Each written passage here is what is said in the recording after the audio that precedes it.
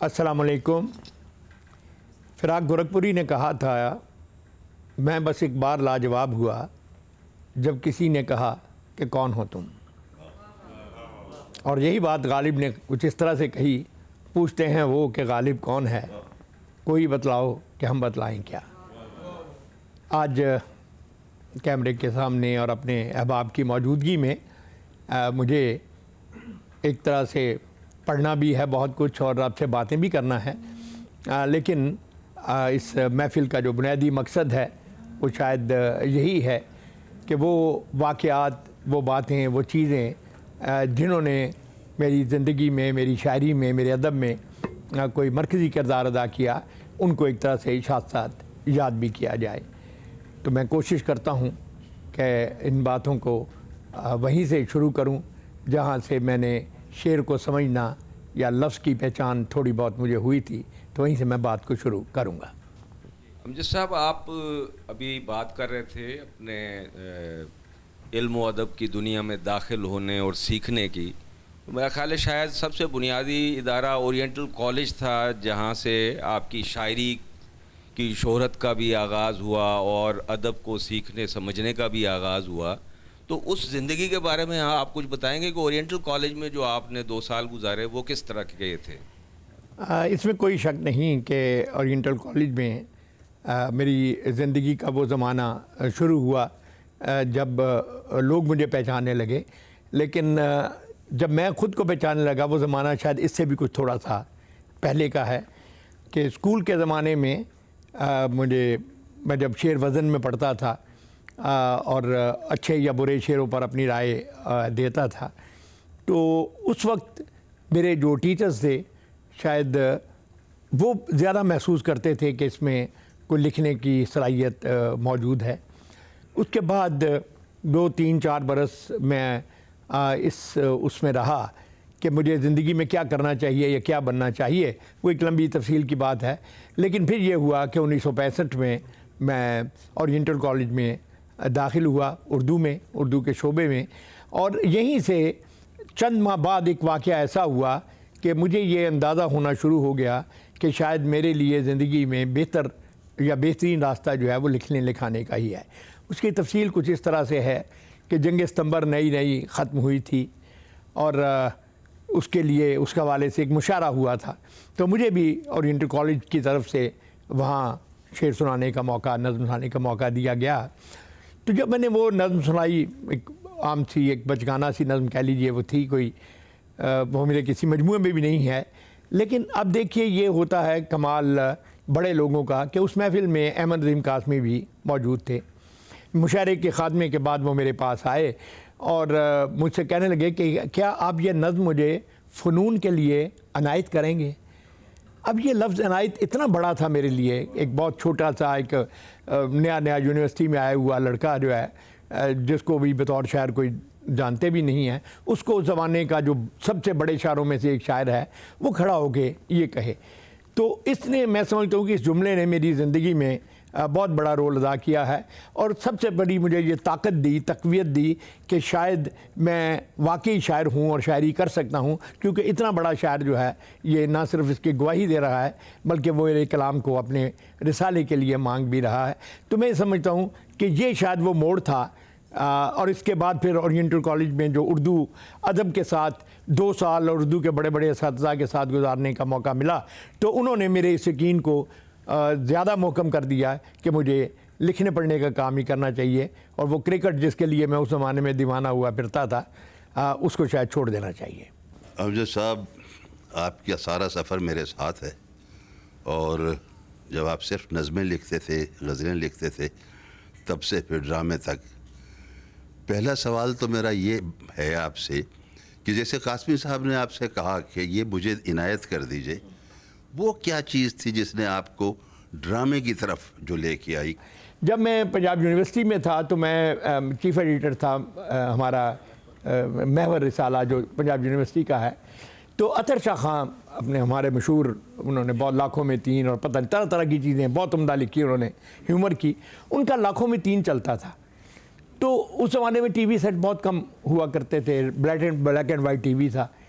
तो होता ये था कि जब कभी वो मुझे मिलते थे تو میں ان سے بات کرتا تھا کہ یہ تمہارا جملہ بڑا اچھا تھا، یا یہ سین بڑا اچھا تھا، یا یہ کیا لکھ دیا تم نے، وغیرہ وغیرہ. تو ایک دن وہ مجھے کہنے لگا کہ تم خود ڈرامہ کیوں نہیں لکھتے.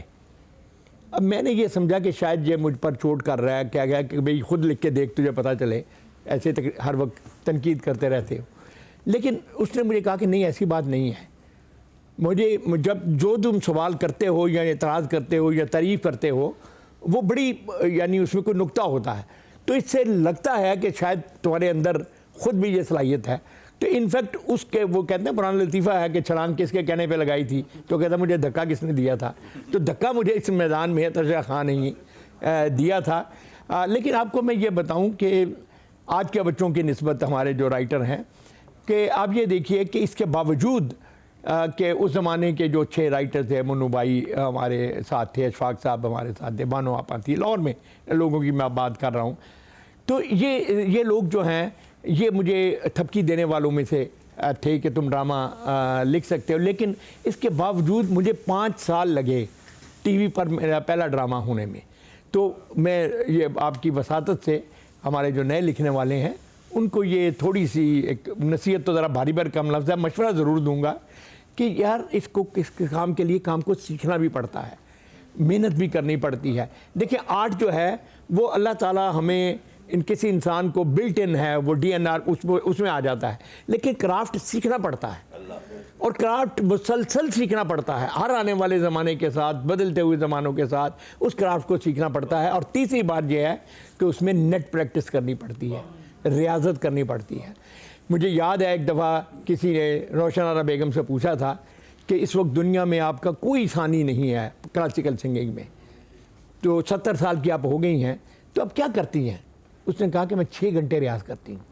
میں نے کہا جب آپ کا کوئی مقابلہ ہی نہیں ہے دنیا میں کسی سے، اور عمر بھی آپ کی اتنی ہو گئی ہے، تو اتنی محنت آپ کیوں کرتی ہیں؟ 6 گھنٹے کیوں ریاض کرتی ہیں جب آپ کا کوئی مقابلہ ہی نہیں؟ تو ان کا بڑا خوبصورت جواب تھا، انہوں نے کہا اسی لیے تو کرتی ہوں. اب یہ جو بات ہے کہ جب آپ دیکھیں جو کامیابی کا ہوتا ہے نا جی پوڈیم، اس پہ جانے میں محنت یقیناً کرنی پڑتی ہے، لیکن وہاں سٹے کرنے میں اس سے زیادہ محنت کرنی پڑتی ہے. آپ کو شہرت مل تو جاتی ہے، لیکن اس شہرت کو قائم رکھنا، اس میں استقامت پیدا کرنا، یہ اس سے بھی، اور یہ کام ریاضت سے آتا ہے. تو میں یہ ہمیشہ مشورہ اپنے بعد میں آنے والے دوستوں کو بھی دیتا ہوں کہ ریاضت، چاہے آپ کتنے بھی مشہور اور مقبول کیوں نہ ہو جائیں، اپنا ہوم ورک ہمیشہ کرتے رہے. یہ جو بڑے بڑے دنیا کے کرکٹر ہیں، ویوین رچرڈ وغیرہ اور ٹنڈولکر اور جیسا، ان کو کوئی ضرورت نہیں ہے. پھر کیوں یہ اتنی جان پسینہ مارتے ہیں؟ اس لیے کہ وہ اپنے فن کو بہتر سے بہتر بنانے کی کوشش کرتے ہیں. تو ہم بھی یہ اگر کر لیں تو شاید بہت بہتر بات. سر میرا آپ سے سوال ہے کہ زندگی خود ایک جھمیلا ہے، لیکن یہ کیا المیہ ہے کہ آپ سے جھمیلے میں بات نہیں ہوتی؟ نہیں بچے، مجھ سے کیا کسی سے بھی نہیں ہوتی جھمیلے میں بات جو ہے. لیکن اصل چیز یہ ہے کہ آپ یہ دیکھیں کہ زندگی کی اس بھیڑ میں، اس شور میں جو چاروں طرف آپ کے وبا ہے، زندگی وقت کسی کا انتظار نہیں کرتا. لیکن اس کے باوجود ہم انسان جب اپنی زندگیاں گزارتے ہیں تو اس کے اندر سے ہی ہم گنجائش پیدا کرتے ہیں، اسی بھیڑ کے اندر سے، اسی جھمیلے کے اندر سے وہ پیدا کرتے ہیں. لیکن بعض اوقات ذرا چیز کو رومانٹیسائز کرنے کے لیے، چیز کو ذرا تھوڑا سا مزیدار، پر لطف اور کیا کہنا چاہیے، ایک ایسا چیز جو ٹیکل کرے کہیں سے، تو پھر ہر فنکار جو ہے وہ کوشش کرتا ہے اپنی کرافٹ کے ذریعے سے کہ وہ اس چیز کو اس میں ایڈ آن کرے. تو میں نے بھی شاید یہی کوشش اس نظم میں کی ہے، اور اتفاق کی بات ہے کہ یہ آپ دوستوں کو بہت پسند بھی آ گئی. تو میں اسی نظم سے میں سب سے پہلے یعنی آپ کو یہی نظم سناتا ہوں کہ زندگی کے میلے میں، خواہشوں کے ریلے میں، تم سے کیا کہیں جانا اس قدر جھمیلے میں. تم سے کیا کہیں جانا اس قدر جھمیلے میں، وقت کی روانی ہے، وقت کی گرانی ہے، سخت بے زمینی ہے، سخت لامکانی ہے، ہجر کے سمندر میں تخت اور تختے کی ایک ہی کہانی ہے. ہجر کے سمندر میں تخت اور تختے کی ایک ہی کہانی ہے، تم کو جو سنانی ہے بات گو ذرا سی ہے، बात उम्र भर की है। तुमको जो सुनानी है बात को ज़रा सी है, बात उम्र भर की है, और उम्र भर की बातें कब दो घड़ी में होती हैं। उम्र भर की बातें कब दो घड़ी में होती हैं, दर्द के समंदर में अनगिनत जजीरे हैं, बेशुमार मोती हैं। आँख के दरीचे में तुमने जो सजाया था, बात उस दिए की है, बात उस गिले की है, जो लहू की खलवत में चोर बन के आता है और लफ्ज़ की फसीलों पर टूट टूट जाता है। लफ्ज़ की फसीलों पर टूट टूट जाता है। ज़िंदगी से लंबी है बात रत जगह की है, रास्ते में कैसे हो बात तखलिए की है। ज़िंदगी से लंबी है बात रत जगह की है, रास्ते में कैसे हो बात तखलिए की है, और तखलिए की बातों में गुफ्तगू इजाफ़ी है। तखलिए की बातों में गुफ्तगू इजाफ़ी है, प्यार करने वालों को एक निगाह काफ़ी है। प्यार करने वालों को एक निगाह काफ़ी है, हो सके तो सुन जाओ एक दिन अकेले में, ज़िंदगी के मेले में ख्वाहिशों के रेले में, तुमसे क्या कहें जाना इस कदर झवेले। शायरी का जिस तरह हम अपनी ज़िंदगी को मैकेनाइज़ करते जा रहे हैं और मशीनों के हवाले हमारी ज़िंदगी होती जा रही है, इसी तरह इसका असर जो है हमारे फ़नून लतीफ़ा पर, आर्ट्स पर भी पड़ रहा है। तो इस हवाले से एक छोटी सी नज़्म मैं आपको और सुनाना चाहता हूँ। इसका उन्वानी है रोबोट। मुझे फ़ितरत के हुस्ने बेनिहायत से मोहब्बत है, मुझे फ़ितरत के हुस्ने बेनिहायत से मोहब्बत है, कि मैं ख़ुद इसका हिस्सा हूँ, कि मैं ख़ुद इसका हिस्सा हूँ। मुझे रोबोट बनने से, इसी की बेकरारी में मुझे हैरान रहने दो, मुझे रोबोट बनने से बहुत ही खौफ आता है। इसी की बेकरारी में मुझे हैरान रहने दो, मुझे रोबोट बनने से बहुत ही खौफ आता है। न छीनो मुझसे मेरे ख्वाब की ये अनबनी दुनिया, न छीनो मुझसे मेरे ख्वाब की ये अनबनी दुनिया। मेरे रिश्ते मेरे हमदम, किताबें शायरी मौसम। मेरे रिश्ते मेरे हमदम, किताबें शायरी मौसम। मुझे रोबोट की सूरत मशीनी ज़िंदगी की बेसमर भट्टी में मत डालो, मुझे रोबोट की सूरत मशीनी ज़िंदगी की बेसमर भट्टी में मत डालो। मेरी पहचान रहने दो, मुझे इंसान रहने दो। मुझे बहुत बहुत दुनिया भर में जहाँ जहाँ उर्दू बोली, समझी और पढ़ी जाती है, वहाँ वहाँ आपके चाहने वाले और अक़ीदतमंद एक बड़ी तादाद में मौजूद हैं। अभी हाल ही में आपकी खिदमात के एतराफ़ में और आपके फ़न के एतराफ़ में तुर्की से आपको नजीब फ़ाज़िल अदबी अवार्ड से नवाजा गया, और आप पहले पाकिस्तानी हैं जिसको ये अवार्ड मिला। और यह यकीनन हम बहैसियत पाकिस्तानी कौम और बहैसियत एक शायरा हम सब के लिए काबिल फ़ख्र और बहुत बड़ा एज़ाज़ है। तो मैं ये चाहूँगी कि जियो के इस प्लेटफॉर्म से आप सबको, अपने अक़ीदतमंदों को, अपने चाहने वालों को इस अवार्ड की तफसील से आगाह कीजिएगा। असल मैंने शुरू किया था ना कि वो अपने बारे में बात करना बड़ा मुश्किल होता है। बहरहाल एक मुख्तसर इसलिए मैं करना ज़रूरी समझता हूँ कि इसका ताल्लुक़ हम, मेरे और आपके, हम सब के इस प्यारे मुल्क से है। क्योंकि हम लोग जो हैं, जब मुल्क का मामला आता है तो फिर हम लोग जो हैं रेफरेंस बन के रह जाते हैं। असल चीज़ हमारा मुल्क होता है। जब किसी चीज़ में, किसी नक्शे पर, किसी बात में आपके मुल्क का नाम और अगर आपकी मार्फत आए, आपके ज़रिए आए, तो ये एक बहुत बड़ी खुशी की बात होती है। मुझे बड़ी खुशी है। ये छठा नजीब फ़ाज़िल अवार्ड था तुर्की में, जो अदब के हवाले से उनकी गवर्नमेंट, उनका एक अखबार है स्टार और एक इंटरनेशनल एजेंसी है, ये तीनों मिलकर इसका एहतमाम करते हैं। इसमें 5 अवार्ड वो देते हैं तुर्की के राइटर्स को, और एक अवार्ड उन्होंने रखा हुआ है जो इंटरनेशनल कल्चर का अवार्ड कहलाता है। तो वो उन्होंने 2019 में बल्कि मुझे नहीं दिया, बल्कि पाकिस्तान को दिया।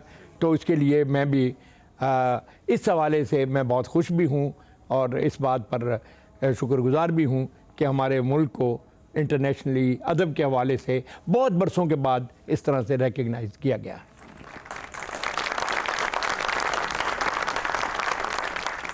देखिए, वक्त की बात हम कर रहे थे और उसके साथ मुल्क का ज़िक्र आया, تو کیوں نہ میں سوچتا ہوں کہ اس ملک کے جس کے حوالے سے ہم سب یہاں بیٹھے ہیں اور ایک دوسرے کی جس کو کہنا صحبت کو انجوائے کر رہے ہیں اور زندگی کو بھی ایک لطف اٹھا رہے ہیں، چھوٹے موٹے مسائل تو رہتے ہیں، تو وہ پیارا ملک جو ہمیں بڑی ہمارے بزرگوں نے محنت سے حاصل کیا، بڑی قدر سے، تو میں چاہتا ہوں کہ میں ایک شروع میں آپ کو ایک نظم جو ہے اس وطن کے حوالے سے سناؤں۔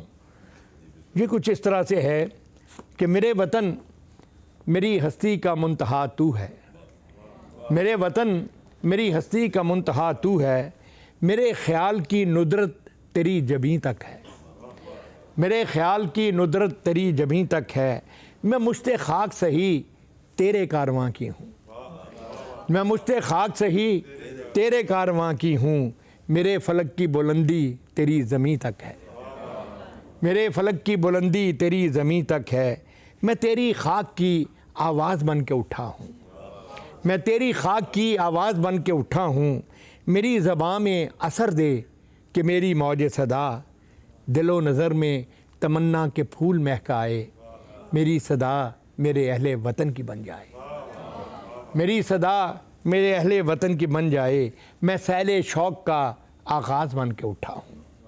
اور آخری باندھ ہے اس کا، میرے وطن میں تیری خواہشوں کا سایہ ہوں، میرے وطن میں تیری خواہشوں کا سایہ ہوں، میں ایک شاعر گمنام ہوں، میرے بس میں میرا وجود تھا سو آج لے کے آیا،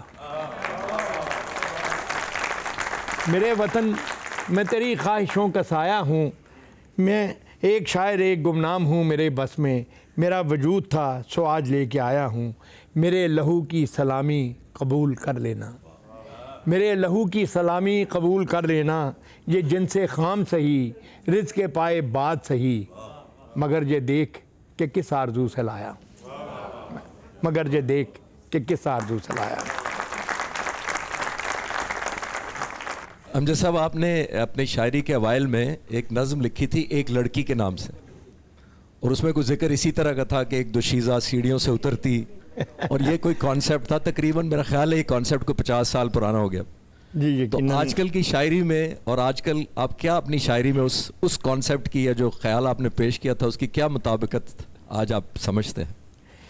اصل میں جو اورینٹل کالج کی ہم بات کر رہے تھے، تو یہ زمانہ عمر کا ایک ایسا حصہ ہوتا ہے کہ جب آپ کا دل اور آپ کا دماغ دونوں جو ہیں وہ پوری جو ہے ایک سپیڈ پر چل رہے ہوتے ہیں، آپ دنیا میں بھی جو اپنے نظریات ہیں، جو آپ کا ورلڈ ویو ہے چیزوں کے بارے میں، وہ بھی متعین ہو رہا ہوتا ہے، اور اس کے ساتھ جس کو ہم اس کا اسٹیٹک جو جمالیاتی پہلو کہتے ہیں تو وہ بھی ہو رہا ہے۔ تو یہ جو نظم ہے یہ اس جمالیاتی حوالے سے تعلق رکھتی ہے۔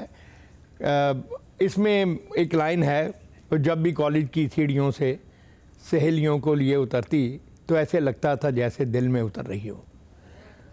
اب وہ زمانہ ظاہر ہے اس کے بہت سارے ریفرنس بھی تھے، ہمارے یہاں اورینٹل کالج کے کچھ دوست ساتھی بھی بیٹھے ہیں تو وہ جانتے ہیں کہ سیڑھیاں اورینٹل کالج کے اندر، اس کی بلڈنگ کے اندر ایک خاص طرح کی سیڑھیاں بھی ہیں۔ لیکن جو زیادہ دلچسپی کی بات اس میں یہ ہے کہ یہ نظم جب میں نے لکھی، ظاہر ہے اس زمانے میں یونیورسٹی میں پاپولر وغیرہ بھی ہوئی، اسٹوڈنٹس میں بڑی رہی، لیکن پھر ایک وقت آیا کہ مجھے اسے پڑھنے میں حجاب آنے لگا، اس لیے کہ اب آڈینس میں بہت ساری ایسی بچیاں بھی ہوتی تھیں جو میری بچیوں کی عمر کی ہوتی تھیں، تو میں اوائڈ کرتا تھا اسے پڑھنے کو کہ اب مجھے یہ نہیں پڑھنی چاہیے، لیکن بعض اوقات فرمائشوں کی وجہ سے پڑھنا پڑ جاتا تھا۔ تو ایک ایسی ہی فرمائش پر ایک ایسا دلچسپ واقعہ ہوا جو میں آپ سے شیئر کرنا چاہتا ہوں کہ ایک گرلز کالج تھا، اس میں نے جب یہ لائن پڑھی کہ وہ جب بھی کالج کی سیڑھیوں سے سہیلیوں کو لیے اترتی تو ایسے لگتا تھا جیسے دل میں اتر رہی ہو، تو بالکل سامنے ایک بچی بیٹھی تھی، اس نے کہا سر سہیلیوں سمیت۔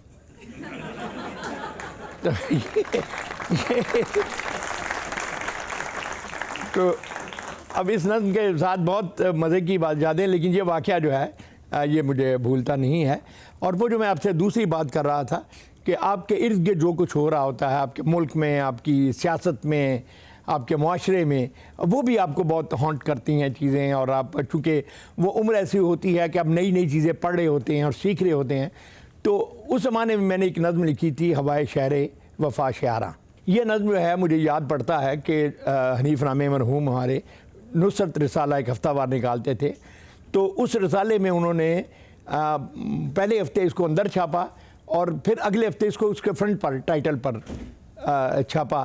میرے لیے یہ ایک بڑی خوشگوار بات بھی تھی کہ ادبی دنیا میں بھی مجھے اسی طرح ریکگنائز کیا جا رہا ہے، لیکن اصل چیز یہ تھی کہ اس میں اس زمانے کی جو یوتھ تھی، اس کا جو پروٹیسٹ تھا، جو اس کی مزاحمت تھی، ہر ایسی چیز کے خلاف جو ان کے حقوق پر ڈاکہ ڈالے، تو اس حوالے سے یہ نظم جو ہے یہ مجھے بہت پسند بھی ہے، اور میں اس پر میں بہت خوش بھی ہوتا ہوں کہ جو چیزیں، جو خواب ہم نے اس زمانے میں دیکھے تھے، ہمارے بعد میں آنے والے لوگ جو ہیں وہ اس تسلسل کو آگے بڑھاتے چل جا رہے ہیں۔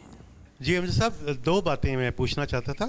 ایک تو یہ کہ آپ نے بڑے مشاہیر کے ساتھ زندگی گزاری، ادبی مشاہیر خاص طور پر، اور شوبز کے بھی بہت سے لوگ، تو کیا آپ نے کبھی سوچا کہ وہ یادگار واقعات آپ قلم بند کریں اور یادداشتیں اپنی لکھیں جس سے اس دور کے بارے میں کچھ معلوم ہو؟ جی ارادہ تو ہے، لیکن وہ کہتے ہیں خوف فساد خلق جو ہے وہ بار بار مجھے روکتا ہے۔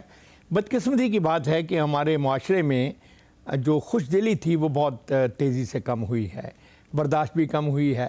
چنانچہ جب ہم کوئی دلچسپ واقعہ میں بیان کرتا ہوں یا سوچتا ہوں کہ اس کو لکھا جائے، تو مجھے یہ جو ایسے آپ کا آج کل کا سوشل میڈیا ٹائپ ہے اور کچھ اور احباب ہیں، تو وہ اس کو بڑا غلط رنگ دے دیتے ہیں بعض اوقات، کہ دیکھیں جی اپنے بزرگوں کے، اپنے سینئرز کو کہ مذاق اڑانے کی باتیں کر، حالانکہ وہ باتیں دلچسپ باتیں ہیں، مذاق اڑانے کی باتیں نہیں ہیں۔ لیکن بہرحال اس کے باوجود میں آپ کو یہی کہنا چاہتا ہوں کہ میں بڑی سنجیدگی سے سوچ رہا ہوں کہ ان باتوں کو لکھا جائے، ان کو شیئر کیا جائے اپنے بعد آنے والے لوگوں سے۔ بلکہ ایک دو باتیں تو میں بھی آپ سے شیئر کر لیتا ہوں کہ احمد ندیم قاسمی سناتے ہیں کہ وہ ایک گاؤں میں ایک چھوٹی سی جگہ پہ مشاعرے میں وہ تھے، تو وہاں بہت زیادہ شاعر تھے، 150 سارے شاعر تھے، اور ہر شاعر لمبی پڑھتا جا رہا تھا۔ تو کہنے لگے کہ میں نے اسٹیج سیکرٹری سے کہا کہ دیکھو بھائی ایسے کرو کہ تم ایک اعلان کر دو کہ 5 سے زیادہ شعر کوئی نہ پڑھے۔ جب وہ اعلان کیا گیا تو اس وقت لوکل چیف ٹائپ شاعر پڑھ رہا تھا، اس نے یہ کہا، سوچا کہ یہ شاید میرے لیے خاص طور پہ اعلان مجھے بے عزت کرنے کے لیے کروایا گیا ہے، تو وہ شعر پڑھ کے تو چلا گیا، پنڈال سے نکل گیا، باہر چلا گیا۔ تو آدھے گھنٹے کے بعد وہ آیا تو اس کے ساتھ 2 پولیس کے سپاہی تھے۔ وہ پولیس کے سپاہی اسٹیج پر آئے اور کہنے لگے کہ تم میں سے صدر کون ہے؟ قاسم کہتے میں نے کہا جی صدر تو میں ہی ہوں، کیا بات ہے؟ اس نے کہا تھانے صاحب کا حکم ہے ان سے 2 غزلیں اور سنو۔ تو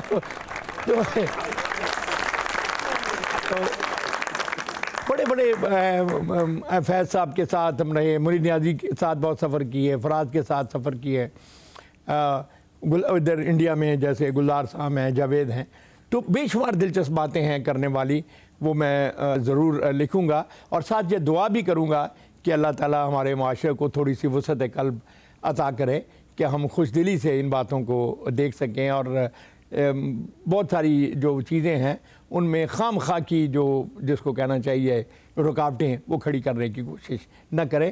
دیکھیں ہمارے تو اشفاق صاحب کہا کرتے تھے کہ آسانیاں اللہ عطا کرے اور آسانیاں تقسیم کرنے کی توفیق عطا کرے، تو اللہ تعالیٰ سب کو آسانیاں دے۔ سر میرا یہ سوال ہے کہ آپ کی کردار نگاری جس طرح سے آپ کردار بناتے ہیں تو اس میں ایک مطلب لینئر کردار نہیں ہوتے، اس میں لیئرز ہیں، اس کے اندر ایک ڈیپتھ ہے ہر کردار میں، اور پھر وہ جب آپ کنسیو کرتے ہیں تو کس طرح سے آپ کنسیو کرتے ہیں، اور پھر جو لوگ اسے پرفارم کر رہے ہیں وہ بھی اس میں اگر وہ کنسیو نہیں اس طرح سے کر پائیں گے تو وہ رول بنے گا ہی نہیں۔ تو اس حوالے سے کوئی اگر واقعہ بھی آپ شیئر کر سکیں محبوب عالم صاحب کا، یا کس کو کہہ رہے ہو میں جس طرح وہ عابد علی صاحب کا، تو وہ اچھا لگے گا۔ آپ کے اس بات کے جواب سے پہلے مجھے صادقین یاد آ رہے ہیں، اس وقت میرے بڑے محبت والے تھے وہ، اور بلا شبہ پاکستان کے جو عظیم ترین فنکار ہوئے ہیں اس میں ان کا نام آتا ہے۔ تو ان کی انگلیاں جو ایسے ہم سب جانتے ہیں کہ وہ یعنی اس طرح جڑ جاتی تھیں آپس میں جب وہ پینٹ کرتے تھے کہ ان کو کیکٹس سے تشبیہ بھی دی جاتی تھی اور وہ کھلتی نہیں تھی۔ تو ان کی ایک ربائی مجھے اس وقت یاد آ رہی ہے، وہ میں آپ سے شیئر کروں، اس کے بعد میں آپ کی بات کا جواب دیتا ہوں۔ تو یہ دیکھیں بڑا آرٹسٹ جو ہے وہ کس طرح اپنے فن میں گم ہو جاتا ہے. تو کہتے ہیں کہ دن رات ہو جب شام یا پاؤ پھوٹتی ہے, کنی میرے ہاتھوں سے نہیں چھوٹتی ہے, پھر کام سے دکھ جاتا ہے اتنا میرا ہاتھ, روٹی کو جو توڑوں تو نہیں ٹوٹتی. تو یہ جو اسی طرح لکھنے والا ہو یا اس کو پرفارم کرنے والا, جب وہ اپنے فن میں گم ہو جائے, یعنی اس کریکٹر سے نکل کر, اپنے ذاتی کریکٹر سے نکل کر, شجاعت ہاشمی ہمارے سامنے بیٹھے ہیں, تو آپ نے دیکھا کہ 40 سال پہلے کیا ہوا ان کا مولا داد کا کردار جو ہے وہ آج بھی لوگ یاد کرتے ہیں. عابد علی کا آپ نے نام لیا, اور ہمارے بہت سارے, محبوب عالم اس میں بہت بڑی مثال ہے. تو بات یہ ہے کہ میں نے ڈرامے میں کوشش یہی کی ہے کہ ایک کردار کی وہ جہتیں جو عام طور پر سامنے نہیں آتی لیکن اس کی زندگی میں یا اس کے کردار میں ایک بنیادی رول ادا کرتی ہیں, ان پر اپنے جو میں اس کی شکل دکھاؤں, اس میں اس چیز کو زیادہ سامنے رکھوں. اب میں اس میں کتنا کامیاب رہا ہوں یہ تو آپ دیکھنے والے ہی بتا سکتے ہیں. میں نے آپ کے سفر نامے پڑھے ہیں جن میں بہت دلچسپ واقعات اور چھوٹے چھوٹے چٹکلے ہیں. آج ناظرین کو کچھ بہت دلچسپ واقعات میں شریک کیجیے. تو میں کوشش کروں گا کہ وہ کچھ باتیں جو بیچ میں مجھے یاد آتی جائیں وہ میں کرتا جاؤں. مثال کے طور پہ میں آپ کو بتاؤں کہ ہمارے فلم سٹار سے لہری بڑے بہت کمال کے یہ جو کامیڈین تھے, تو انہوں نے ایک دفعہ جب ہم بہت گرمی تھی تو اتفاق سے ایک دم بادل چھا گئے. تو جب ہم نکلے باہر تو میں نے کہا کہ لہری بھائی دیکھیں موسم کتنا اچھا ہو گیا ہے. کہنے لگے کہ ہاں بھائی بڑا اخلاق سے گھرا ہوا موسم ہے. تو وہ ایک عجیب ان کی اپنی ٹرمینالوجی تھی. پھر ہمارے ڈرامے کے دوران آپ جانتے ہیں بڑے بڑے کمال کے واقعات ہوتے ہیں. میں ان کا نام نہیں لیتا آرٹسٹ کا کیونکہ وہ دنیا میں نہیں ہیں. وہ ایک سین ایسا تھا کہ وہ اپنی بیٹی کی شادی ہو جاتی ہے ان کی, تو پہلی رات جو ہے جب بیٹی چلی گئی ہے تو وہ بکری اپنی چھوڑ گئی ہے. تو وہ بکری کے ساتھ وہ ایک جیسے ایک بیٹی سے محبت کی اور تنہائی کی ایکٹنگ کر رہے تھے. تو جب وہ سین ختم ہوا, خاموش سین تھا, سین ختم ہوا تو وہ یاور یاد تھے اس کے ڈائریکٹر, تو وہ نیچے آئے تو انہوں نے دکھاتے ہیں اس کو کیا ہوا سین جو ہے. جب دیکھے تو وہ صاحب گئے یاور صاحب کے پاس اور کہنے لگے کہ یاور صاحب آپ نے مجھ سے زیادہ بکری کو دکھایا ہے, تو میرے شاٹ کم ہیں بکری کے زیادہ ہیں. تو یاور صاحب نے اپنے مخصوص انداز میں سر گجاتے ہوئے کہا چند جی بکری تاڑے تو زیادہ ایکسپریشن دے رہی تھی.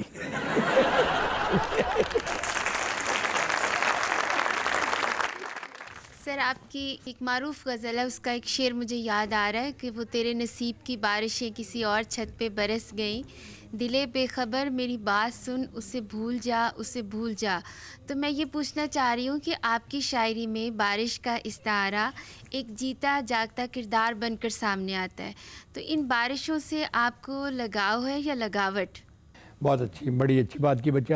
دیکھیں ہر کسی بھی آپ اپنے بھی کبھی بیٹھ کے اکیلے سوچئے تو آپ دیکھیں گے کہ کچھ چیزیں فطرت کے کچھ مظاہر ایسے ہیں تو لاکھوں, لیکن کچھ ایسے ہیں جو آپ کو ہمیشہ بہت اٹریکٹ کرتے ہیں. یہ ہر آدمی کی اپنی کیمسٹری کا ایک مسئلہ ہوتا ہے کہ اس کو باہر کی فطرت میں کون سی چیزیں جو ہیں وہ زیادہ, کہیں کوئی ایسی آپ کہہ لیجئے ناقابل حل کوئی رشتہ ان میں ہوتا ہے جس کا جو وہ ڈسکور کرنے کی, شاعروں میں یہ آسانی ہوتی ہے کہ شاعر اپنی شاعری کے ذریعے سے اس کو ڈسکور کر بیان کرنے کی کوشش کرتا رہتا ہے. تو بلا شبہ آپ بالکل ٹھیک آپ نے کہا, بارش جو ہے وہ میرے جو خاص استعارے ہیں جو میں نے بہت زیادہ استعمال کیے ہیں ان استعاروں میں سے ایک ہے. اور مجھے یہ غزل اس اعتبار سے بھی پسند ہے کہ آڈینس کو تو ہے ہی, لیکن یہ ہمارے دور کے بڑے بڑے آرٹسٹوں نے, نصرت فتح علی خان نے پہلے گائی, پھر غلام علی نے گائی, پھر حامد علی خان نے گائی, اور انڈیا میں کوئی 15 کے قریب سنگر ہیں جنہوں نے اس کو گایا ہے. تو اس حوالے سے یہ غزل مجھے پسند ہے. میں اس کے 2 شعر آپ کو سنا دیتا ہوں. آپ نے اس کی بات کی ہے کہ کہاں آ کے رکنے تھے راستے, کہاں موڑ تھا اسے بھول جا, کہاں کے رکنے تھے راستے، کہاں موڑ تھا اسے بھول جا، وہ جو مل گیا اسے یاد رکھ، جو نہیں ملا اسے بھول جا، وہ جو مل گیا اسے یاد رکھ، جو نہیں ملا اسے بھول جا، میں تو گم تھا تیرے ہی دھیان میں، تیری آس تیرے گمان میں، میں تو گم تھا تیرے ہی دھیان میں، تیری آس تیرے گمان میں، صبا کہہ گئی میرے کان میں، میرے ساتھ آ اسے بھول جا، صبا کہہ گئی میرے کان میں، میرے ساتھ آ اسے بھول جا، کسی آنکھ میں نہیں اشک غم، تیرے بعد کچھ بھی نہیں ہے غم، کسی آنکھ میں نہیں اشک غم، تیرے بعد کچھ بھی نہیں ہے کم، تجھے زندگی نے بھلا دیا، تو بھی مسکرا اسے بھول جا، وہ تیرے نصیب کی بارشیں کسی اور چھت پہ برس گئی، دل بے خبر میری بات سن، اسے بھول جا، اسے بھول جا۔ بہت بہت